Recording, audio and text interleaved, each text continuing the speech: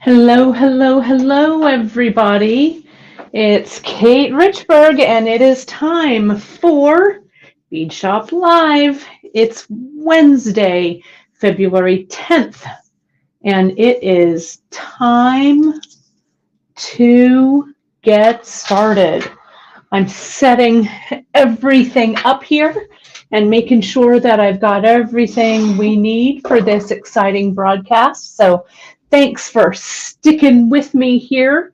I just wanted to make sure I had every little thing before we got started, and I think I do. So I think it is time to go.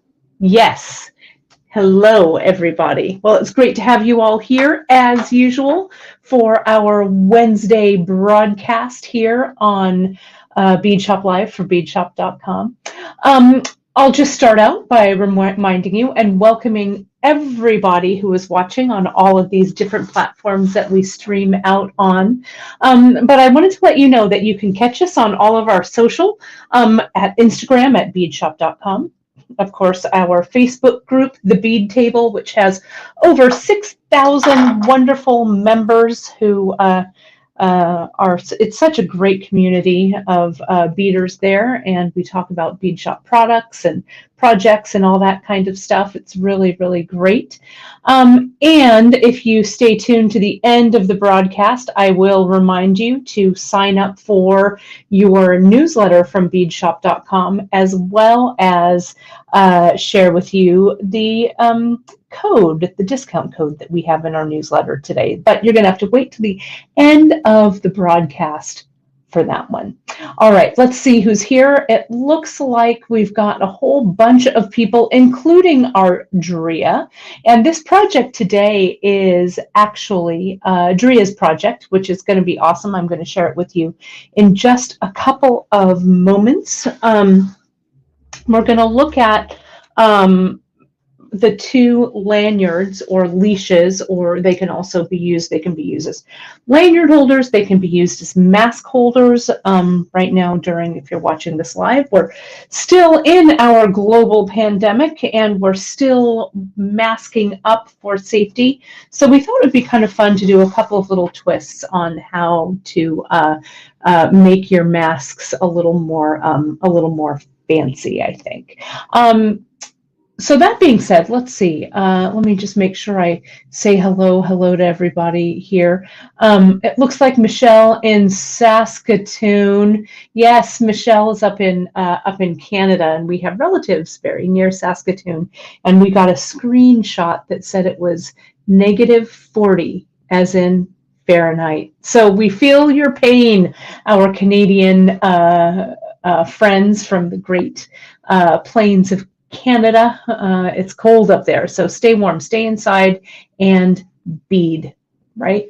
So let's take a look. Let me put on some glasses here and move over to what we've got going on. And then I want to show you also, Drea sent some super helpful photos that I'm going to share with you guys today too.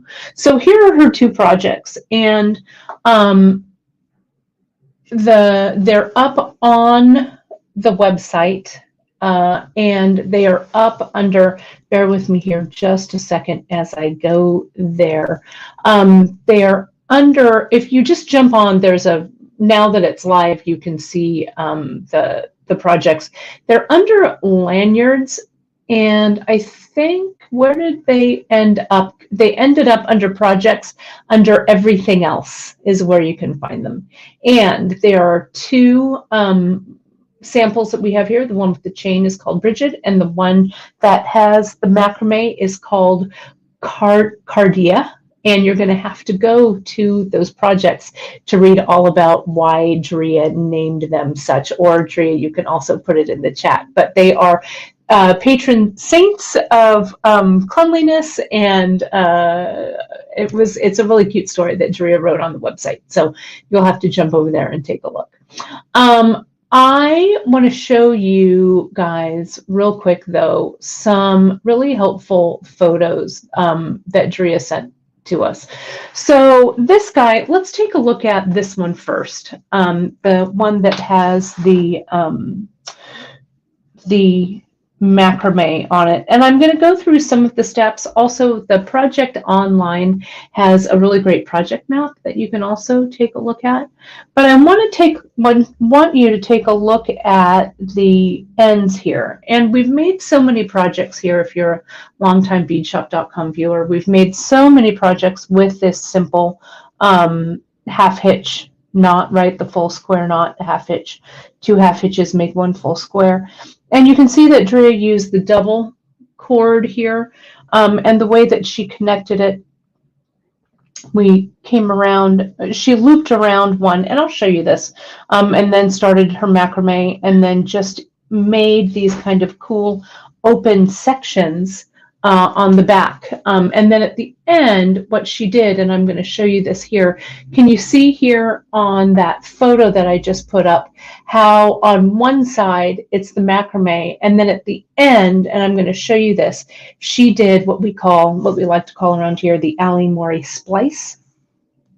And that's actually cutting the leather at right angles and gluing them in, and then macrameing over the top. Okay, and you can see she pulled another photo after she cut, like so, right?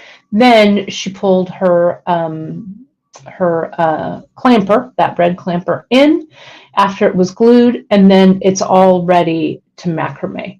Okay, and you can see here she also, if you're not using this to clamp to your masks, you can link the 2 clasps to each other, or to a connector or a hoop, and you have an instant bracelet instead of a mask holder. And eventually, post-COVID, when we're not wearing masks, eventually that day will come. We're hopeful. You can just move one of the swivel clasps and add a jump ring. On this one, the chain one that we've got, you can add a hoop component at a head pin to make it a really cool, and I'll show you here, I've got it, actually, it's kind of funny right here, those ends, you can connect to a hoop, this is a really big one like this, and add some dangles to it, like so, and it would make a great necklace.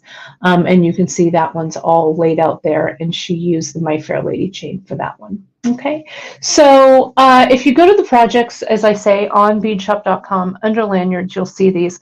I'm going to go over just the kind of how-tos with this, with the wire wrapping of this one. I think we'll go over this one first because I think it's a little more straightforward, and then we will jump into the second lanyard that has the macrame in it. Okay, so let me go back over here to the comments and see. Andrea has, I think she put it in all of the chats here about where she got her names. And it's kind of fun. It was very, very creative and fun to do it. So, and they're really great pieces. You know, not only will it make us look a little more stylish while wearing our masks, it will also double up as a great piece of jewelry where you can play around with it. So let's take a look at these. First of all, let me show you. We have new, brand new beads that just launched this week that Drea used for the piece, and these are our Baroque beads. Now, we've had these mulberry Baroques. Where are the mulberry ones? Here they are. We've had these for a while, okay? And I loved these purple ones, and we just had these. We kind of ordered them on a fluke, and we kept them, and then I realized this was the only one of these Baroque beads that we had. Right? So Janice and I got our heads together and we picked out some new colors in the same bead. And again, it has a vintage vibe. No surprise there for us how much we love them. And I want to measure them for you so you have an idea. Drea used this green and then the blue bronze. She used the green in this one with the chain, which I think is really beautiful. And this blue one here in the wrap like this. Okay. And it would also make really great eyeglass chains. Yes, Leanne is saying they would make great eyeglass chains, and they would do that very much so. So let me measure these for you just so you can see. I'm going to re-zero them out. And hole to hole, these beauties measure 8.5 millimeters. Okay, like that. And then to the side, they're pretty circular. They're a little longer than they are wide. This is 8.3 millimeters. So it's a good hefty size bead. They come in some transparents like these, and some semi-transparent kind of like this, and then some opaques that are like this. And they have either a bronze or a Picasso kind of edging around them. These are called Baroque beads because of the shape, but they're also kind of similar to the satins and things as a cathedral cut as well. They have that cut around them. So they have the coating along the outside, and then the beads are cut to expose the glass underneath. So they're really a beautiful bead. You get, let's see, 2, 4, 6, 8, 10, 12, 14, 15 beads per strand. So you've got a lot to work with. And they're just a good staple. And the colors are kind of unusual with these. I really like this kind of turquoisey. This cornflower is really, really beautiful. And of course that you can't beat a red Picasso and a emerald Picasso. So they're all really great additions to your bead hoard. Okay, so let me show you this chain here. Now this chain is called My Fair Lady, and we carry it in some different colorways, some different finishes. We carry it in the antique brass, which we have here. We carry it in the antique silver, and then we also carry it in the antique copper. Now, like a lot of these chains, and I'm going to grab, pardon my reach here. Okay, so let me grab this. And I want to show you how these kind of go together. It's great to have so many of you watching during this show, and we have people from all over the place, so it's really welcome. It's great to have you all here. And I know a lot of you are first-time viewers, well, or fairly new viewers, so it's great to have all of you guys. So welcome, welcome, welcome. This chain here, the My Fair Lady chain, piece of soft flex in there or something. You can see that it's made up of these different component parts. So this one here, this center component, I'm going to see if I can open it up. See how that will open? And that component comes off there. It's a great one to use just in a necklace or a pair of earrings. You can close this back up to preserve this little component. So I'm going to do that. Get my bent chain nose pliers, right? Close it up. So I'll open up the other side of this. Let's see if I pick the right side. I bet I didn't. Yeah, I think it's this one. The bent chain nose is really good for opening these up. There it goes. You have to fight it a little bit because the ends of this component are kind of stuck down inside that little collar. But it's worth kind of playing around with because you can see you get this really interesting little component right here. Okay. And these are also fun to play around with. And then of course you get this nice, and I'll show you this in the bronze because it's right here, the brass. You get kind of this open eye component here. So a lot of these components that we have in the chain that aren't soldered, some of the fancier chains aren't soldered, they're just put together that way. You can break them down into the sum of their parts, and this would make a really terrific earring, just like this, right? And you could connect those two with a jump ring. I have a smaller jump ring here. Let me see how it connects just for fun. This is maybe the 4mm I grabbed, I think. Let's see what it looks like. And having a little stash of jump rings around is good because then you always have something to grab onto to see, to play around with. And that ring looks pretty good. It might be slightly large, so I might go down to that size there. And you can see that 3mm. You can see how I keep them. I keep them in these little storage boxes and I have them labeled. So it's very easy always just to grab what you need. And then let me see if I have a head pin here. I cleaned up the Facebook desk. So I used to have a whole bunch of findings and stuff here that were sitting here. But of course I put them all away. Let me see if I can grab a head pin. Yeah, I've got one right here. This is a little copper head pin. So none of these really go, the metals really go, but it'll give you an idea. So here's this. Now you could also connect it with another jump ring, or you could wire wrap right onto that piece. So we'll grab it, bend at an angle. I'm going to wire wrap it closed just for fun. Up and over. On our website, we have the Skill Builders section, and our Skill Builder section has all of our skill builders, including how to do a wire wrapped bead section. Okay, and so I use my round nose and my chain nose, and see how I'm bringing that bead around like so. Just like that.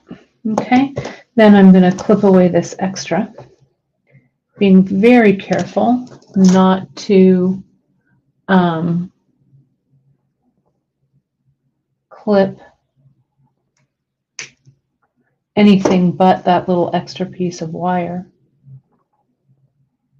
Come here, go in there. Sometimes I do that with my bent chain, and so since I threw this jump ring over here, I'll use this guy since it's sitting right here. I will open it up using my bent chain and my round. I'll put it through my drop and through my connector and close that bad boy up. So now this is ready to do with whatever you want to do, whatever works for you. I also brought this leafy loop, which we carry. We do an earring design with this as well. So you could do a bunch of those hanging off of that loop, or this hammered loop, or this flattened hammered loop, right? There's all kinds of stuff that you can do with it. Okay, so, and then the rest of this beauty right here is simply just connected, and you can see how Drea wire wrapped the little stations in there, right? Let me get a little tighter so you can see that. Wire wrap those stations in there and just made it kind of nice looking, right? With the baroques. This also would, as Drea pointed out, would look great as a necklace like this. And then you can see here that connector, and I've got a clean mask right here. Okay. You can take a look here how this would connect right there to the side of your mask like that, right? And so if you're doing something like this, what you could do is also with these, you can just connect them directly to a hoop like this. And you want to check and see how these guys, they don't really fit around that hoop. there. So what I would do, this is what I would do. I'll show you what I'm going to do. I would get some wire. I've got some here. I didn't put it away. This is a 24 gauge, just a 24 gauge copper wire that I use for just about everything. And it's the way I would probably use this flat hoop as well as this one here. Okay. I would come in, I'd get my wire, and I'd treat this kind of like it was a briolette, right? Like a briolette wrap. And I'd come in and I'd bring this together like so, kind of, right? So I've got a long end and a short end. This is also a skill builder that we have on the website, on Beadshop. And I give it a couple of wire wraps, right? I don't know, maybe 3, whatever worked for you. And then I clip away my extra, being very aware that that wire doesn't hit you in the head or your neighbor if you're someday beading with a friend again. And then this just goes right in. There we go. And then I would add my bead like so. Then I would come around and I would do another loop here. And what I would do is I'd probably double up my loop. I take a drink of coffee here to brace myself for this second wire wrap. So I'm going to go around and I'm going to make the loop kind of big. Not so big that it's just gigantic, but let me lift this camera just a little bit here. Not so it's gigantic, but just so it's large enough so it fits nicely in that clasp. But a doubled loop will give you a nice,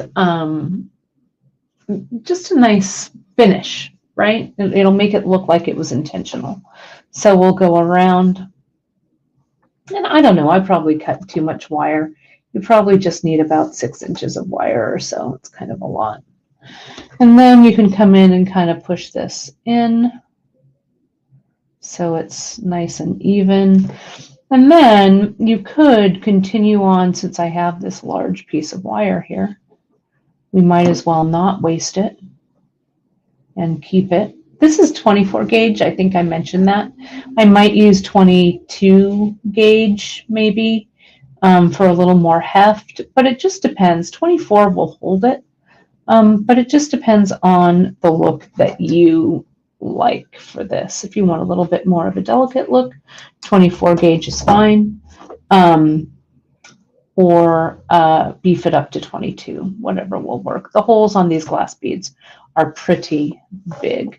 So see how you have this connector now like so, and see how that connects like so. So you could come around and do that same thing on that side. Okay, so it doesn't matter what kind of ring you have. If you have a skinnier ring or a fatter ring or whatever, you would just do a wire wrap like that. If you can also use one of the components, I'll take this off. Well, I guess I won't even take it off. I could just slide these two right in that one. I think maybe I want jump rings there though, so it sits a little bit nicer. But you can see how that would go as well. Okay, so a lot of fun, just use your creativity to pull all this together. Okay, so let's tackle the one that has a little more of a challenge, not much more of a challenge, but it can be. Okay, and can you see I'm wearing my, from last week, our tapestry, and this other bracelet that I'm wearing is the Kate's favorite, which it is. It's my favorite. I should turn it around a little bit because I like the button sitting on the top, and you can see how they pair up really nicely as a stack. I think it looks pretty good, if I do say so myself. Okay, so let's take a look at the closure part of this, because this is what sometimes poses the challenge. So let me put those pictures back up so you can see. We're going to talk about the splice here. for this. And so you can see here in this first picture that Drea sent me, the clasp on the right side of your screen. That one, your leather has just gone through your clasp, right? And I'll go here kind of at the side so you can see it. Here I am over here with this. And your leather would just go right through the clasp like that. You'd find it at the center, right? I'll take this off real quick here.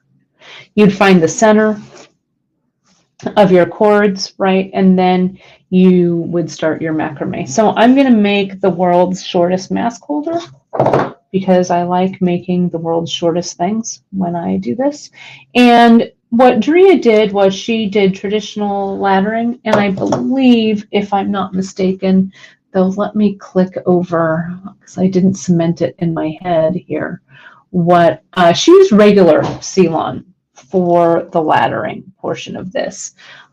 You could use the regular, or you could also go to fine. I think I grabbed the fine Ceylon here, but here's actually some of the regular. So I think, or maybe that's also fine. That's probably fine there as well. You could also use a, this is 0.5, which is a little bit big, but you could use a 0.4 millimeter CKC if you're using beads. Maybe instead of 8/0, you're using 6/0. That would also work as well. Okay, so experiment with what you like. Then you can see here over on the left-hand side, on this side right here, we're looking at that splice. You can see she's come all the way around and she's been macrame, and she's stopped. She's measured it against the one next door to it, cut her splices at a diagonal, and then we will glue those with Zap glue to close. And that's what I want to show you, okay, because the splice is always kind of a delicate action. And then once it's been glued together, you can see she grabs it with her clamper right there, and then it is ready to go to macrame. Okay, so let me show you and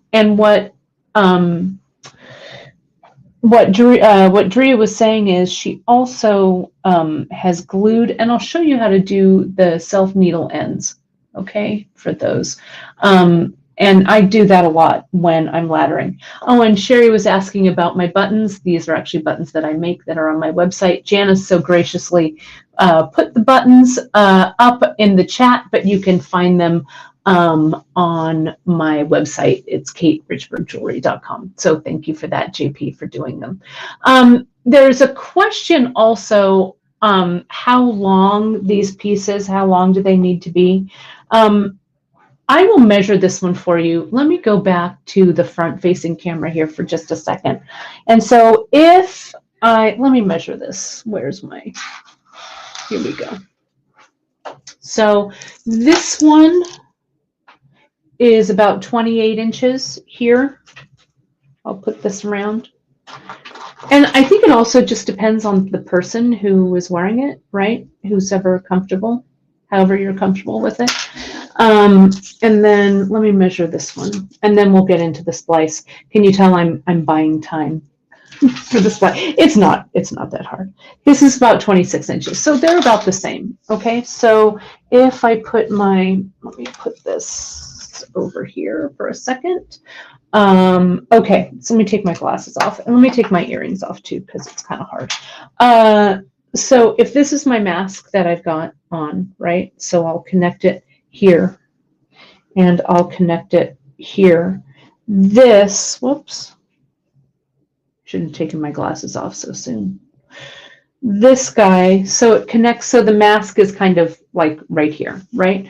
So then here, if I'm putting my mask on here like so, you can see here on the side like this. You don't want things to loop down so that they, you know, are like big elephant ears, I guess. But this is pretty attractive, I think. At least it makes, you know, gives you a little bit of a fashion statement, which is kind of fun. So, or as fun as it can be in a mask, right?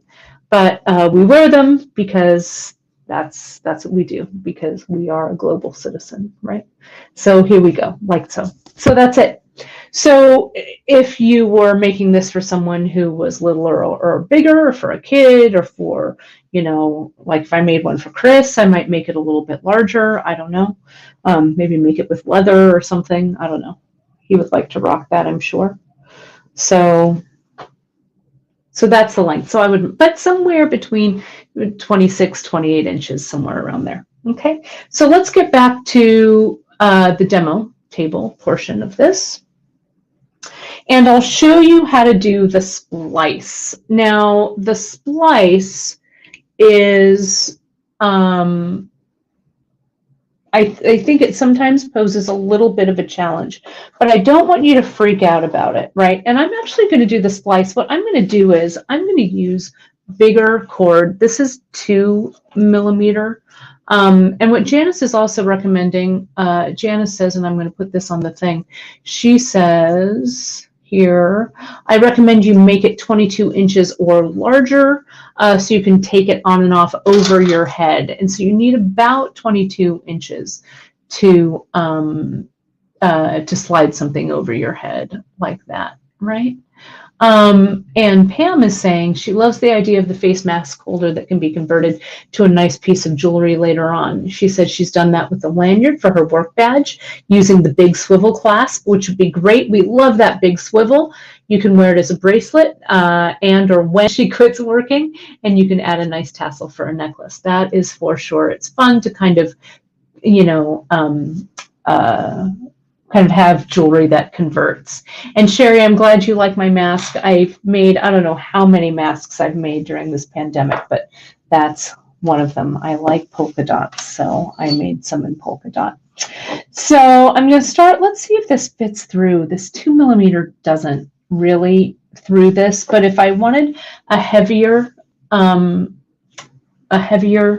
cord, I would just go ahead and add a jump ring. So I'm going to go ahead and add a 6 millimeter jump ring here. So let me add it. So here's, whoops, that's not the right tool. This is the right tool. Oh, and before, I also grabbed this, and you can see that there as I'm adding. This is a kimono cord, which I love, and we carry it. We have some in stock. Some we're sold out on, but we'll get more back in. Kimono cord, because while I'm putting this loop on here, kimono cord would also make a really simple and fast closure on a mask holder. What you would do is you could put your kimono cord through, like, let's say, I just have this leafy loop here, so let me grab that. You could do this, put it through, you know, whatever loop or ring you wanted to, like so. Then you could connect this guy here, and you could macrame over like that, or you could silk wrap over or whatever, and you'd have this beautiful kind of exotic colorway to wear as a lanyard or as a mask holder. I love it. I love the beautiful colors of this kimono cord. I love the texture. It kind of is kind of a textured fabric. It's really, really gorgeous. So I love it a lot. So that's that story. Okay, so you can use this as well. But let's get back into the task at hand, which is the splice. So I'm only going to do a section. I'm going to take that leafy loop off, and they're very handy little pieces to have. I'll throw that over there. I'm going to close this up. And I'm going to do a short section of this, okay, so you can see it. So let's go here. And let's go through. And what we're recreating, I'm going to show you that picture one more time so you can hold that in your head. We're recreating the left-hand side of this, okay? So I'm going to do just a few,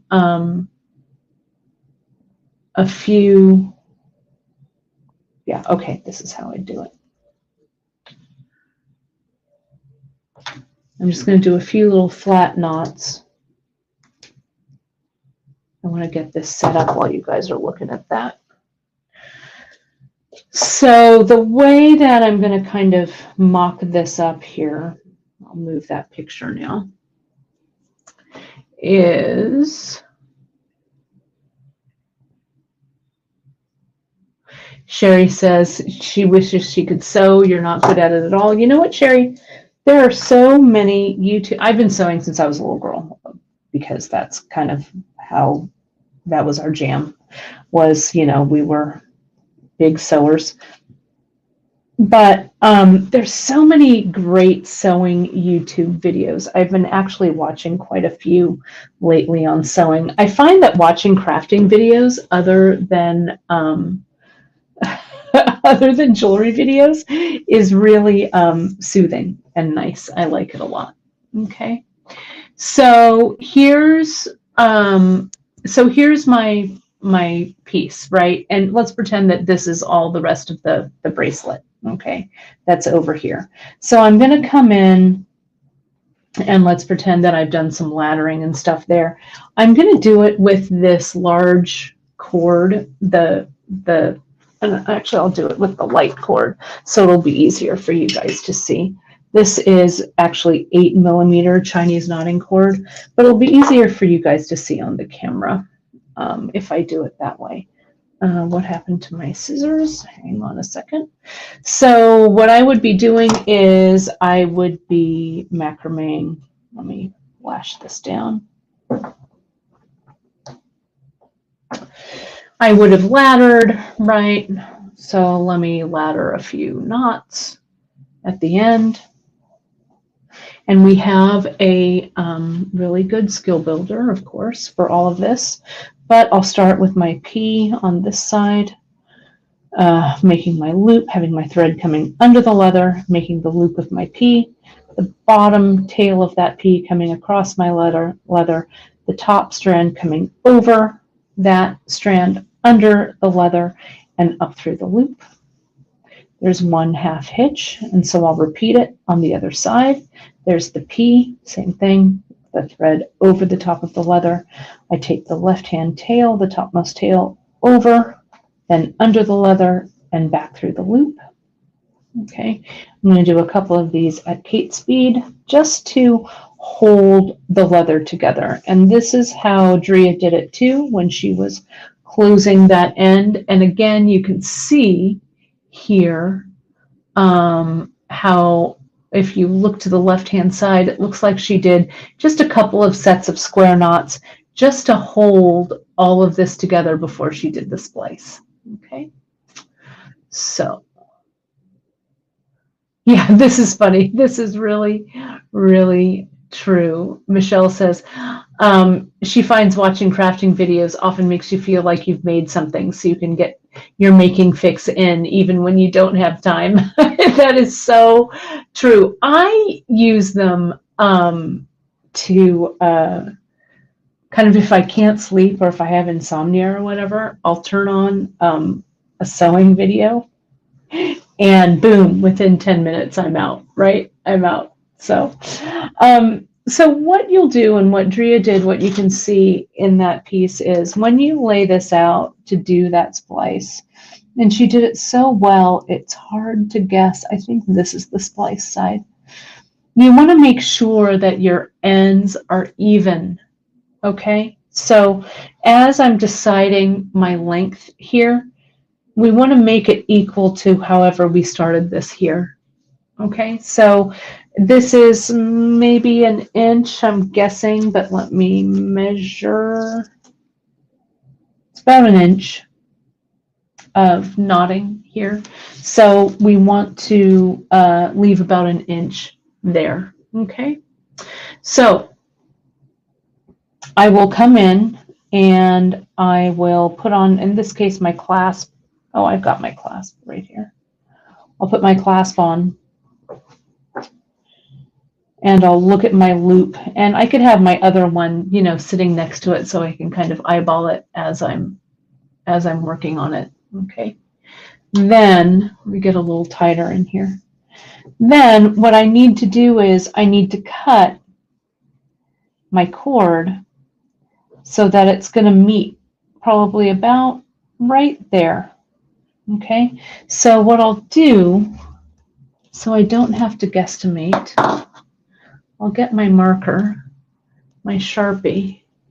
And Dree is saying she used 3/4 of an inch of macrame. Consult the project map that's on Beadshop, and all of the notes are in there. So all of the notes for the length. I'm not going to measure this. I'm going to make it large enough so you guys can see it. Okay. So I'm going to just put my two cords next to one another. And I'm going to make my cuts right where those marks are. Okay, and I put my baggie down so I wouldn't mark up my velvet pad. So I'm going to come in with my wire cutter, and I'm going to give myself, can you see how much at an angle I've cut that one? And then I'm going to come here on this side, and I'll cut it at the opposite angle. Now, you have to have the courage of your convictions for this, right? So you might want to practice on a little piece like this so that you have a little bit of practice under your belt for this. So now what we're going to do, and what I think Drea did, let me pull the photo up there. Where did it go? She came in and she held, see how the clasp is over to the left here? And she held everything in place with a clamper after she glued it down. So I'm actually going to get another clamp and clamp both of those down if I can. It doesn't have to match up quite yet, but I want to stabilize this sort of so it's not walking all over the place. Let me see if I can get this there. There we go. Okay. Get that clasp out of the way. See, so then see how when I bring these two together, they're kind of lined up. I'm not fighting it. Get a little closer so you can see it. So now I'm going to get my handy dandy toothpick.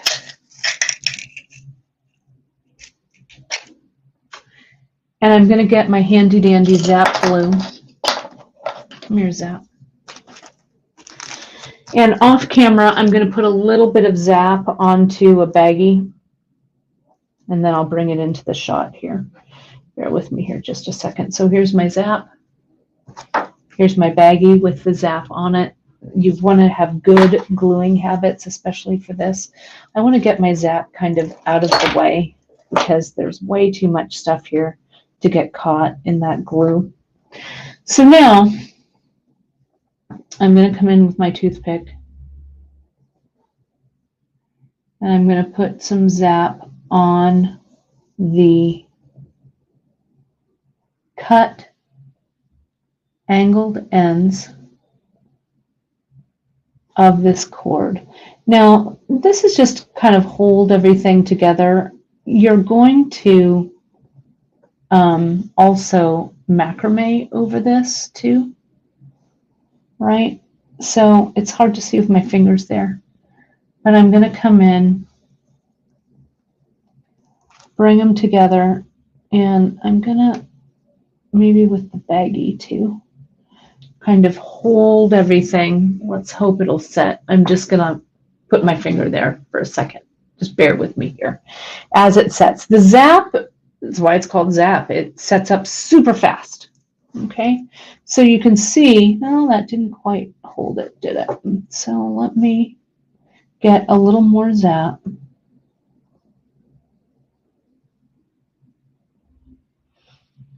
You don't want to be too heavy-handed with glue, right?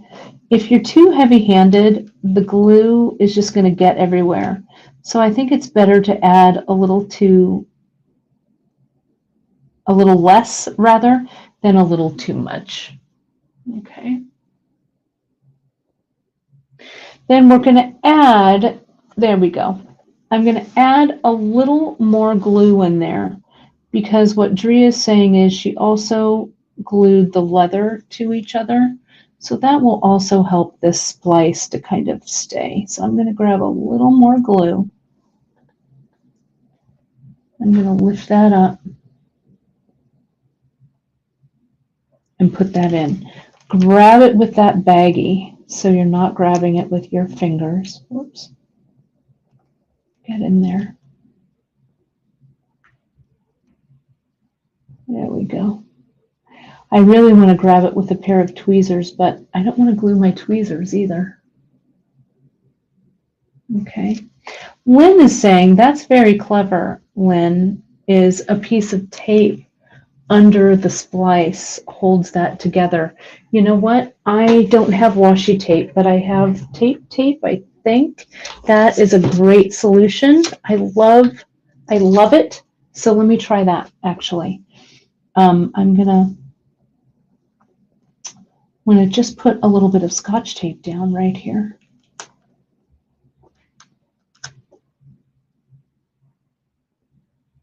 There we go.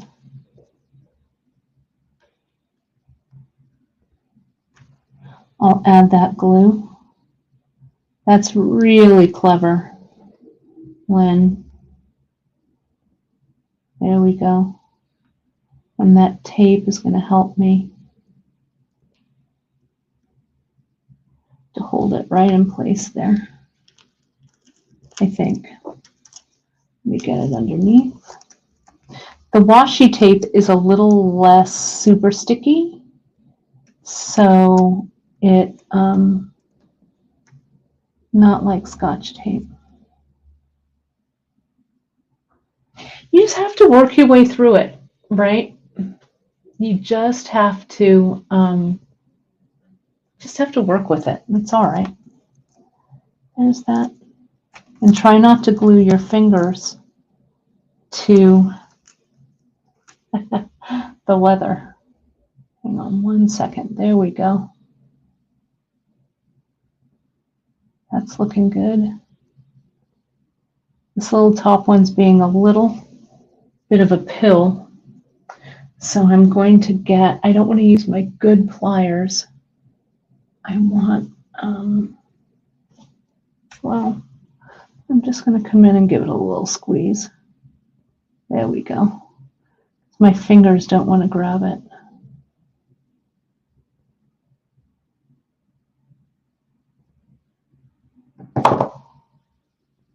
I don't want my hand to become a permanent fixture.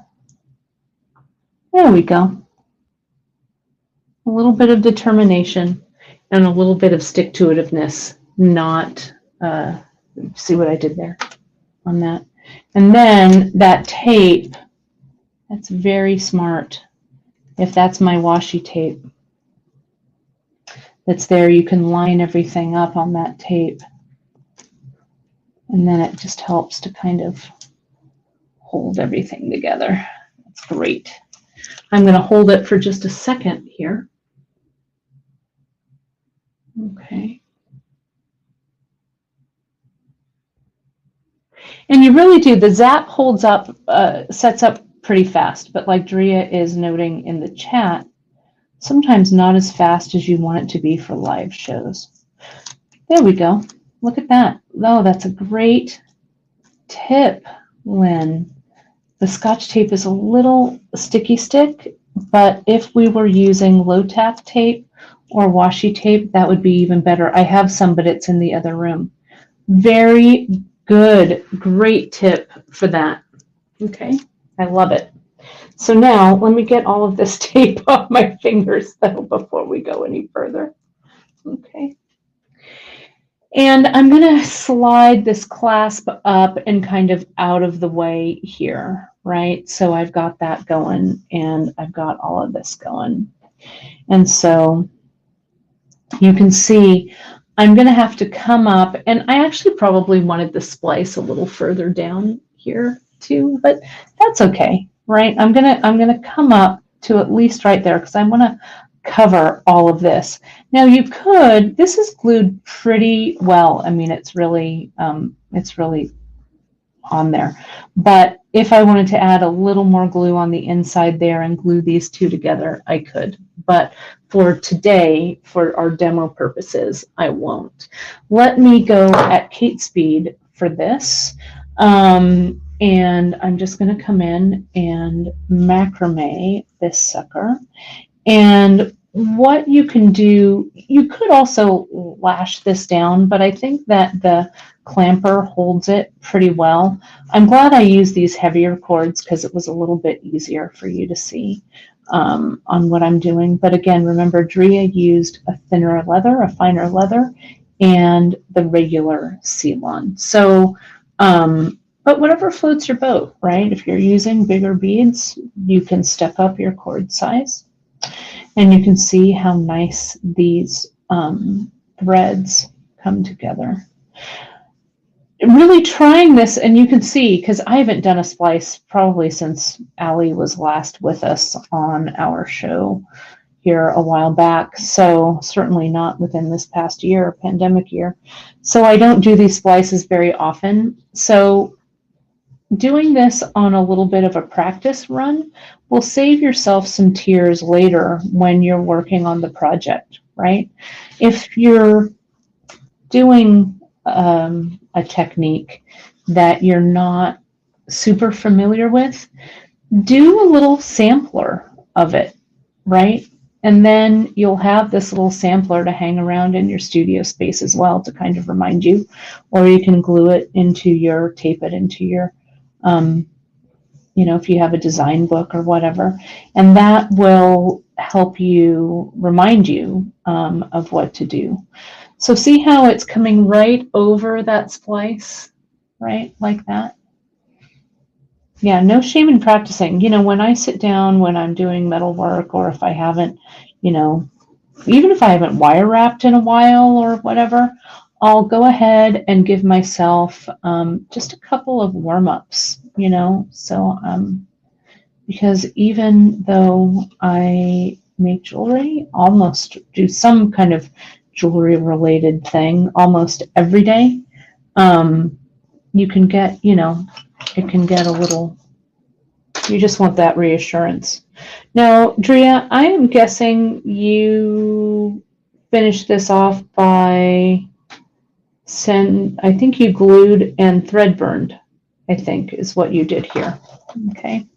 So what you can do if you wanted to is you could come back down. I'm going to relash this over. This is how Brittany closes off her regular Bollywood piece. I'm going to lash this down here. This is also, yes, someone's saying it's a cute zipper pull. Yes, indeed it is. This is the trick, you guys, to really good macrame. And I'm going to lift the camera so you can see this.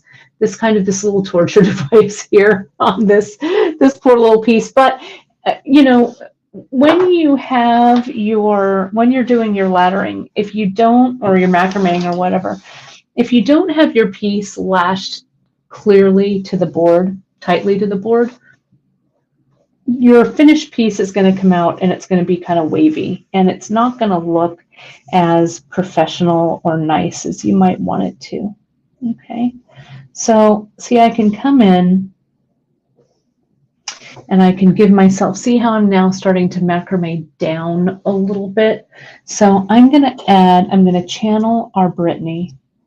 And what Brittany would do is she would add a little bit of GS hypo, probably there and there, and there and there, and she'd macrame over it. Okay, so I'm going to do that. Now you don't have to go down and macrame it too much.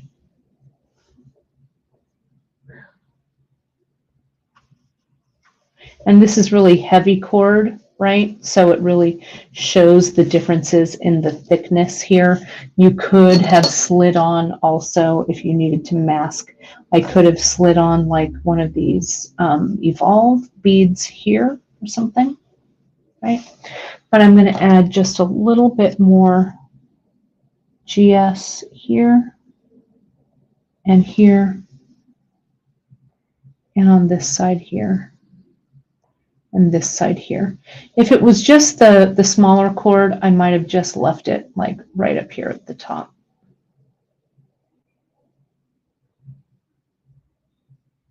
Okay. And so then I will let this sit overnight. Okay, really let it dry. Then what Drea did was here at the ends, and I'll pull this here. This is all glued here and it's glued here. And after it's set for 24 hours, you come in with your thread burner and just thread burn there and thread burn there. Okay, so yeah, you can use any kind of large hole bead over these guys. You can use a roller bead, or as I say, this Evolve, one of the large transition beads here like that. We'll pretend that 24 hours have passed on the clock, and I'll come in and I'll clip it. And then what I would also do, my thread burner is actually in the other room. It's still sitting on my desk. I meant to grab it, but it's all right. What I'll do is I'll get my thread burner and I'll just burn these little two ends right there so they're not shaggy. Okay, and that's it. That's all she wrote. So that's the splice. Pretty simple to do. Let's take a look at the finished ones then over here. I'll take this guy off. And it does make, this is a nice, if we look at, and I'm looking at these little raggedy ends, this really does need to be thread burned in, but it makes a nice little closure too, right? Even though it's my little practice piece, I could put this now in my pile of things to use. I will bet you will actually see this in a project sometime, right? Because I like to reuse my things. But let's take a look at Drea's pieces here, just as a reminder. Here in the back of this one, you can see she did these kind of three little sections in the back that highlight those Baroque beads there, but also really makes a beautiful bracelet like that. You could do a single wrap there. Someone's asking about using E6000. E6000 is a little, what do I want to say, a little thick for this. Like, whereas I used E6000 for this clasp to glue the clasp in, or I could use Zap, the E6000 is a little thick and it's a little stringy. Right? So I like using the GS for gluing my threads, and I like the Zap because it sets up so quickly for the splice. So that's what I like for those. Let me put those away though, so they're done. So here you can see she used her little hammered connector and then just did this really cool Bollywood style for all of these. So you could certainly find your colorway for this, and they make great gifts for sure for your long distance pandemic friends and family, right? But again, when and if, I don't know if I'm ever going out without a mask again, but there would be great to wear as a piece of jewelry. You can kind of put it as a piece of jewelry as well. So here is the chain one here. And you can see again, the cool thing about these is that Drea used the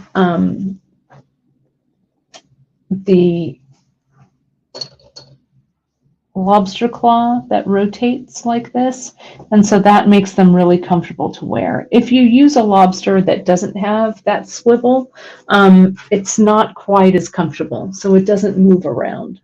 Okay.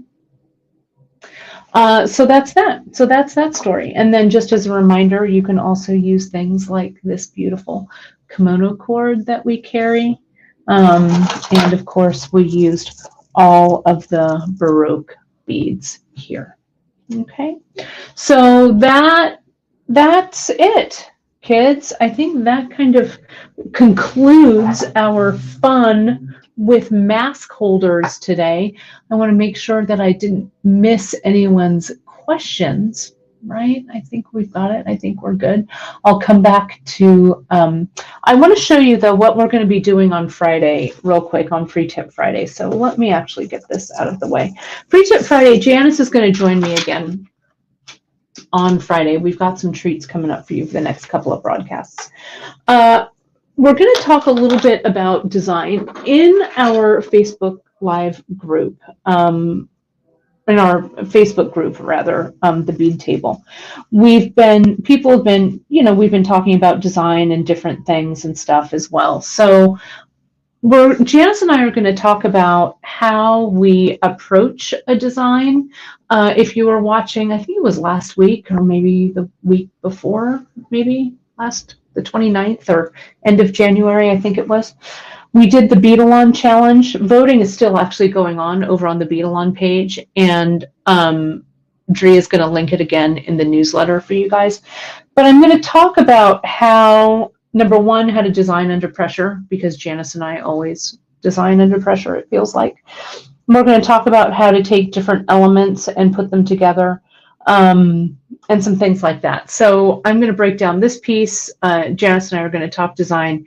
It's going to be a lot of fun. So Drea will also link this in the newsletter this weekend. I think voting goes on until the 19th. So there's plenty of time and stuff. But we'll talk about this guy.